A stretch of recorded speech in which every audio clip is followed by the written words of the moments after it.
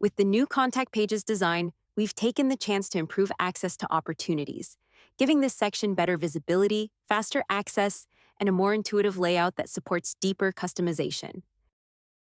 Let's check the changes out. Opportunities move to the right panel as a dedicated standalone tab positioned below associations for improved discoverability.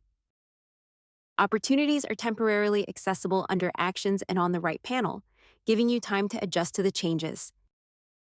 Opportunities are managed separately from associations, giving a clearer view without impacting data structure or functionality.